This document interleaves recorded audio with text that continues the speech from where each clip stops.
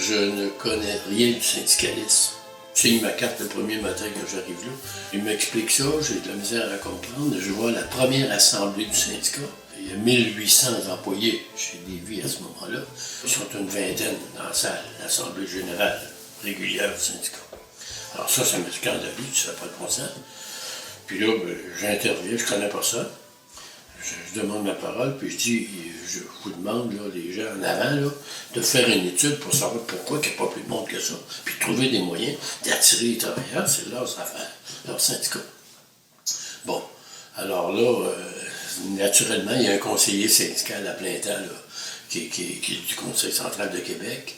Je viens pour sortir de la salle à la fin de l'Assemblée, il m'accroche par le collet, je viens ici, j'ai affaire à toi. Coudonc, tu t'intéresses à ça, toi, qu'il n'y ait plus de monde, ça n'a pas de bon sens. Il n'y a qu'une vingtaine de personnes sur 1800 membres. Fait que, il dit, j'aurais quelque chose pour toi, viens me voir dimanche matin, au Conseil central de Québec. Puis il dit, je vais te parler de affaires, on va être tranquille, puis dimanche, il n'y a personne. Là, je m'en vais le trouver, puis il dit, on aurait besoin d'un gars pour organiser un syndicat dans la traverse de Lévis. La Société de traverse de Lévis. Ils ne sont pas syndiqués, puis tout ça. J'ai dit, je comprends, je connais quelques gars qui travaillent là. Je vais te donner des cartes, quelques cartes, puis tout ça. Puis là, tu leur charges 2 piastres. Puis ils signent une carte de vente, puis tout ça. Puis après ça, on va fonder un syndicat, ça marche de même, je t'expliquerai ça. Bon, moi, je suis correctement essayé de voir les gars que je connais, mais je ne connais pas tant que ça, mais j'en connais quelques-uns qui travaillent là. Alors, j'ai commencé comme ça à essayer de fonder un syndicat à travers. Ça n'a pas marché dans mon cas là. C'est revenu plus tard. Mais je me suis intéressé à mon propre syndicat à Lauson, puis je suis retourné à l'Assemblée suivante. Puis il y a eu les élections, j'ai été élu secrétaire. Puis quelques années plus tard, j'étais président du syndicat. Puis là, j'ai été élu secrétaire du Conseil central de Québec en même temps que président de mon syndicat. Et puis, je militais activement. Là. Mais, en même temps, j'apprenais un métier. Je n'avais pas de métier, moi. J'étais apprenti ferblantier. Aide ferblantier. J'aime ça. Puis je travaille avec un gars qui est un bolé dans le métier de ferblantier. On fait du développement de surface, une feuille de tôle, de 4x8, et puis on fait des tuyaux de ventilation, de conditionné qui vont dans les bateaux. C'est pas pareil comme dans une bâtisse carrée. Ça va bien, tu sais, le tuyau toujours égal. Là, il faut contourner des affaires, puis il faut que le volume d'air qui transporte soit le même. Donc, il faut faire des pièces qui sont difficiles à fabriquer. On fait ça sur la tôle, puis ça, on va plier ça, on accroche ça, puis on soude ça, bon. Puis après ça, on installe ça dans le bateau. Moi, je trouvais ça intéressant, mais je regardais. Il prenait un compas, il faisait une petite marque là, puis là, il mesurait, il prenait un compas, il faisait une petite marque, puis tirait une ligne, puis tout ça, après ça, on coupait ça. Puis je me demandais pourquoi il faisait ça, ben, ça marche de même. Ah oui, oui, mais regarde, tu mesures, tu tires une ligne, puis on va plier ça, puis ça va donner un tuyau. Comment ça se fait? Pourquoi? Ben, écoute, on a toujours fait ça de même. Ça marche de même. Tu ne peux pas faire autrement. Ils ne savaient pas pourquoi. Ils ne connaissaient absolument rien de la théorie, tu sais. Puis, c'est comme ça, la question du volume, là. Fait que, je trouve ça intéressant. J'ai dit, je vais apprendre ce métier-là, mais pas avec lui, parce qu'il ne me donne pas de théorie, tu sais. Il est beau à regarder faire, mais lui, il avait appris sur le tas, puis moi, je n'avais pas le temps d'apprendre sur le tas, là. Fait que je me suis inscrit à une école américaine, International Correspondence School, à Scranton, en Pennsylvanie. Fait que j'ai appris le métier comme ça. Ça a pris peut-être 1 an avant que je détienne mon diplôme de Sheet Metal Worker. La compagnie avait des rapports de mes progrès parce qu'ils payaient une partie du coût des cours. Mais moi, en même temps que je m'occupais de syndicat, la compagnie, ça tire en rien. Le directeur du personnel m'a fait venir, il me dit « Hey, c'est de valeur que tu t'occupes du syndicat parce qu'on avait des... Je suis content de ton travail que tu fais pour apprendre le métier puis tout ça, puis on a des projets pour toi, tu sais, parce que le contremaître va prendre sa retraite. » J'ai sauté dans la face, j'ai dit « T'as pas le droit de me dire, même pas le droit de me dire ça. Je ne mourrai jamais là-dessus, là. Moi, je vais continuer à militer dans le syndicat. » Fait que j'ai continué à apprendre le métier, le contremaître m'a même donné une promotion dans l'unité de négociation. Ça faisait mon affaire parce que on construisait un navire de guerre, puis un navire pour la marine. Tu sais, il y a 5 ponts sur le bateau, puis j'avais mes plans pour chacun des 5 ponts, puis je faisais des progress work, là, tu sais, ce qui était en construction. J'avais une équipe qui fabriquait les pièces à l'atelier, puis j'avais une équipe qui posait à bord. Puis moi, je faisais des petits sketchs, puis j'envoyais ça à l'atelier pour qu'ils me fassent ça. J'étais au-dessus de mon affaire, c'était... Puis là, j'avais le temps de m'occuper des griefs, puis de parcourir le chantier, puis aller voir les problèmes, puis tout ça. En 1958, on a fait une grève de 9 semaines. C'est Marcel Pepin qui était conseiller syndical. Puis pendant les 9 semaines de grève, moi, j'allais une petite émission de radio pour expliquer les enjeux de la grève, puis expliquer comment les problèmes qu'on avait à régler, puis tout ça. Puis mon père il avait dit à ma mère, à un moment donné, ils vont le sacrer dehors, regarde, écoute-le donc, frère, la compagnie, il déblatère contre la compagnie qui l'engage, tout ça. Fait que là, j'étais allé chez nous, ma mère a dit, parle avec ton père parce qu'il est découragé, il a peur que tu partes ta job quand la grève va être finie, puis tout ça. Là, j'ai dit à mon père, écoute, mon père, si la compagnie veut se débarrasser de moi puis me mettre à la porte une fois que la grève va être terminée, la grève ne se terminera pas. Les gars ne rentreront pas au travail, je le sais. J'ai l'appui de mes membres.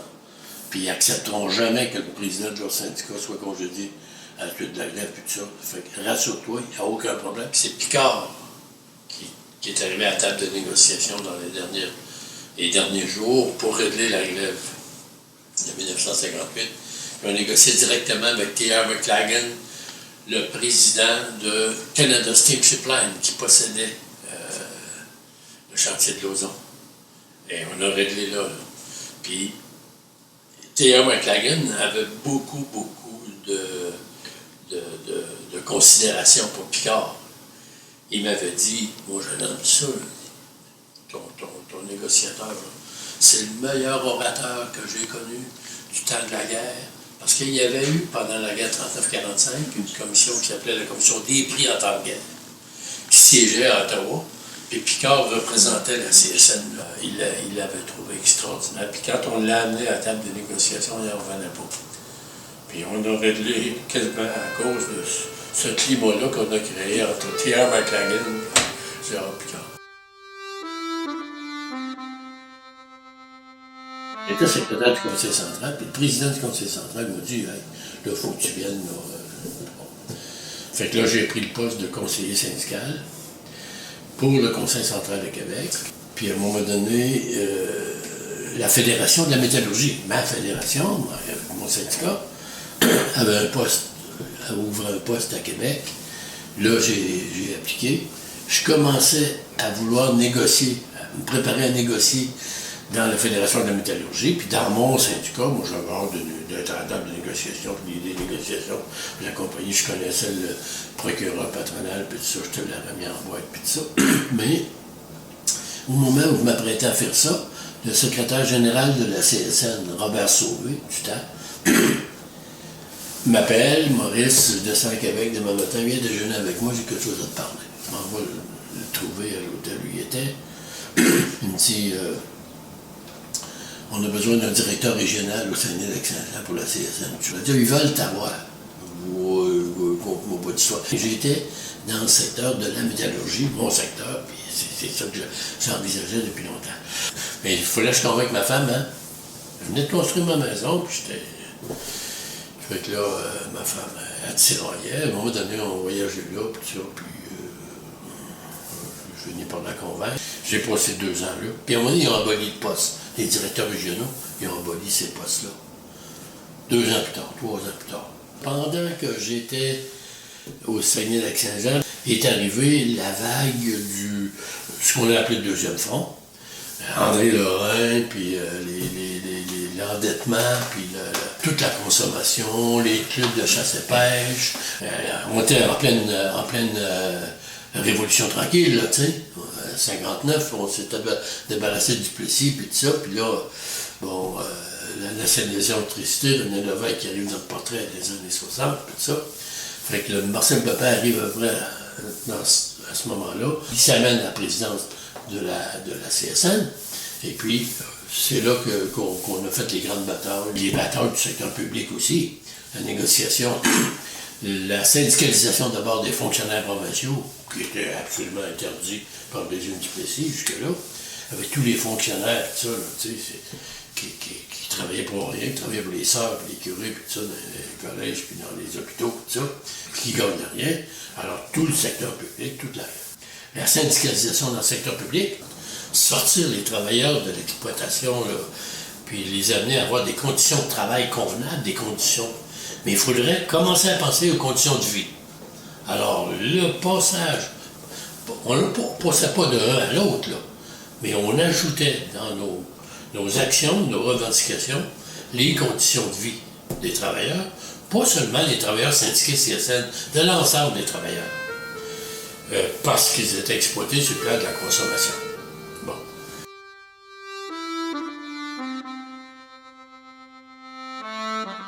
Alors, on vit tout ça.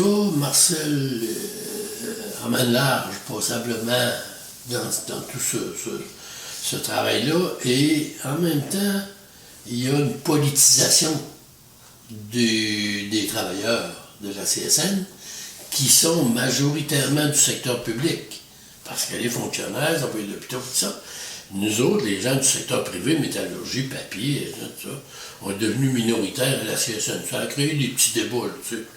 Parce qu'il y a des gens de chez nous, du secteur privé, qui disaient il y en a que pour le secteur public dans cette confédération-là, tout ça. Ils en reprenaient à l'interne. C'est ça qui a fait que je me suis amené à la Fédération de la métallurgie comme directeur de service. Le président de la fédération s'était fait battre dans son syndicat. Il ne faisait pas l'affaire, tout ça, puis là, le monde disait, Maurice, tu dois reprendre ça, tout ça. Puis, bon, je suis amené à un congrès de la Fédération à Bécomo, puis moi, le président, puis le président de la Fédération de la métallurgie, ce qui m'a amené à vivre la scission.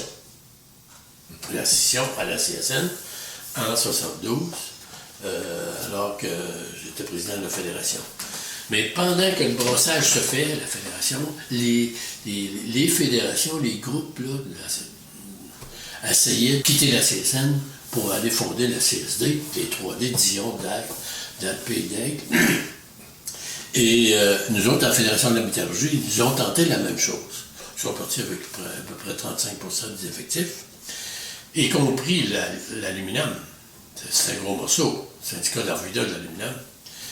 Mais ça faisait à peu près 30-35% des effectifs. On a ramassé le reste. On a refondé une nouvelle fédération avec les gens du secteur des mines et des produits chimiques.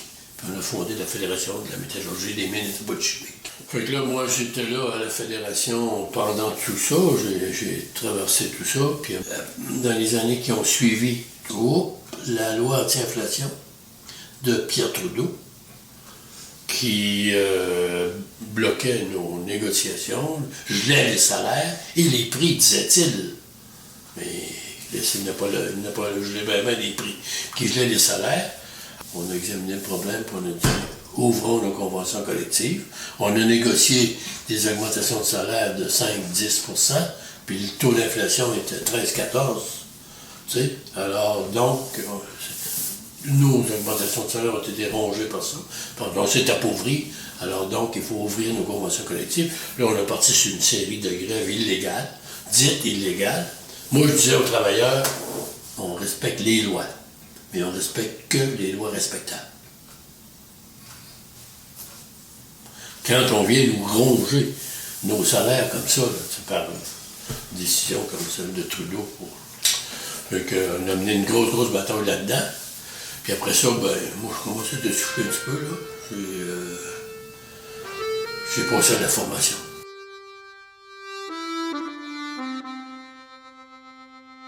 Le service de formation, ça s'appelait le service d'éducation. Moi, j'arrivais là, je dis non, pas d'éducation, on fait, c'est de la formation. Formation, c'est professionnel, c'est spécifique à la vie syndicale. On va avoir une formation de base qui va s'adresser à tous les jeunes militants qui arrivent dans le syndicalisme, qui se font élire chaque année par des élections pour les 2400 syndicats de la CSN. Il faut prendre ces gens-là en charge puis les former à l'accomplissement de leurs tâches, premièrement.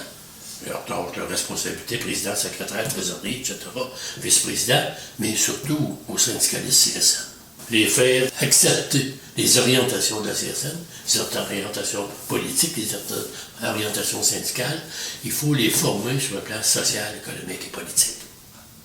Puis comme le deuxième front s'est amené aussi, ben, il faut les intéresser à appuyer ça puis amener le combat là, de ce plan-là. Alors donc, il faut que ces jeunes militants-là qui arrivent dans le syndicat leur disent votre job, c'est ça. De faire vivre, de défendre les intérêts des travailleurs sur tous les plans. Pas seulement sur le plan des salaires, on va commencer à regarder un peu ce qui se passe sur le plan de la consommation, sur le plan de la façon dont ils sont exploités, pas seulement par l'employeur sur le travail, mais par la société en général. Mais on a bâti une session de 3 jours adressée à ces jeunes officiers-là, mais comment elle va être dispensée, cette session-là, comment est-ce qu'elle va être donnée dans les régions, c'est par des formateurs. Donc, il faut un programme de formation de formateurs. J'avais mis au point un procédé de formation, d'apprentissage par objectif. Ce qu'on va apprendre là, c'est pas juste pour le savoir, c'est pour agir. C'est pour agir, pour être dans l'action. Alors donc, chaque partie de cette session-là que vous allez enseigner aux jeunes, vous allez convenir avec eux autres de la raison, l'objectif poursuivi, et puis, qu'est-ce que ça va donner. Bon. Développer chez eux la conscience sociale, politique, économique. La conscience sociale, comment ça se développe là? Qu'est-ce que c'est que la conscience sociale? Qu'est-ce que c'est que la conscience politique? La conscience économique? Comment un travailleur se situe dans ça?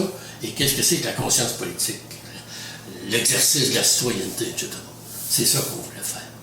Et on avait toutes les batailles dont on venait de sortir les années 70, puis on avait le Front commun, puis, tu sais, ça a été extraordinaire comme démarche de formation. Je pense qu'il y a la valeur des leaders là-dedans, des chefs, là, tu sais. Parce que c'était des gars capables, tu sais, de convaincre, des forces de conviction, de capacité d'analyse de la situation, puis capables d'affronter, puis de rallier le monde, là. Ils étaient forts. Gabriel Nadeau-Dubois, là, il allait aux assemblées du Conseil central de Montréal depuis plusieurs années, depuis son adolescence. Puis il disait à son père, tu devrais y aller, papa. viens voir ça, viens avec moi. Tu vas aimer ça. Tu vas voir comment ces gens-là, ils se portent à la défense du monde, puis tout ça. Puis elle est là, lui, pas délégué, puis tout ça, il n'était pas syndiqué, etc. Mais ça l'avait frappé, la façon dont les assemblées syndicales réagissent devant des injustices, puis tout ça, tu sais, puis le besoin de partage, puis d'équité, puis de dignité, puis tout ça, ça l'avait frappé. Puis, tu vois, c'est un moyen leader, ça. Il y a des éléments dans ça, les jeunes, là, qui sont très brillants. Et puis, je pense que ça va nous faire des leaders intéressants. La maudite politique partisane des vieux partis, y compris le PQ, là, il faut que ça change, ça. Il faut que ça change. Il faut que ça... Il y a des hommes et des femmes là-dedans qui pensent vraiment, non seulement à la réélection, mais qui pensent au mieux-être de l'ensemble des citoyens, des citoyennes. Tu sais, j'ai vu une phrase l'autre jour que j'ai bien aimée. Il faut se battre à tous les jours pour que le pouvoir de l'amour l'emporte sur l'amour du pouvoir. C'est important à retenir ça. Et si on avait de plus en plus de jeunes qui raisonnent de cette façon, on aurait une société meilleure, puis on aurait des régimes politiques plus sains. Et, quand on parle des frais de scolarité, c'est pas rien qu'une question de gros sous, c'est une question fondamentale de principe de l'éducation, l'importance de l'éducation pour une société comme le Québec. Bon, puis la gratuité, ça m'apparaît tout à fait naturel, normal, que la société absorbe ça, les frais de scolarité. Alors donc, c'est pas une question de gros sous pour demain, puis tout ça, puis pour les familles, pour vivre aujourd'hui ou demain. C'est le principe de la valeur de l'éducation pour une société comme la nôtre, qui était en jeu. Puis les étudiants, ils sentaient bien ça. Tu sais. Comment ça se fait que le monde résonne comme il résonne? Qu'est-ce qui fait que les gens ne reconnaissent pas le droit à l'éducation gratuite? Le rapport parents, ça date de 2 générations, puis ils recommandaient l'éducation gratuite pour tout le monde. Moi, mon pire ennemi, c'était Duplessis.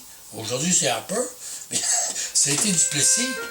Duplessis qui se foutait totalement de l'éducation.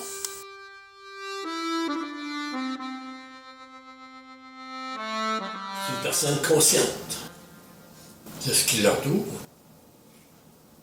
de sa situation dans la société, de ses droits et de ses capacités d'agir. Ça, c'est une personne qui milite pour une cause qui est le mieux-être, son mieux-être et le mieux-être de l'ensemble des gens, de ses semblables. Ça, c'est un militant qui a pris conscience de ça, là, qui a un rôle à jouer dans la société pour transformer la société. Mais qui prend les mesures, qui agit, qui rayonne autour de lui, qui essaie de convaincre les autres, qui fait le nécessaire, collectivement ou personnellement, s'il y en a les moyens, les capacités. Parce qu'à la CSN, il y a des avocats, il y a des économistes, il y a des sociologues. Ils travaillent tous pour le même prix. C'est des gens qui renoncent. Ça, c'est des vrais militants. Il faut aimer le monde, mais il faut aimer aussi l'engagement. Il faut se sentir impliqué dans la société. Il faut transformer la société. Ça se transforme par les actions de l'un et de l'autre comme ça, lentement.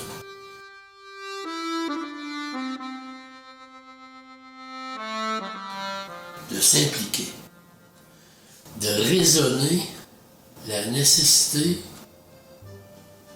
de faire partie de la gang, de faire partie du groupe, de faire partie de ceux qui ont besoin de faire connaître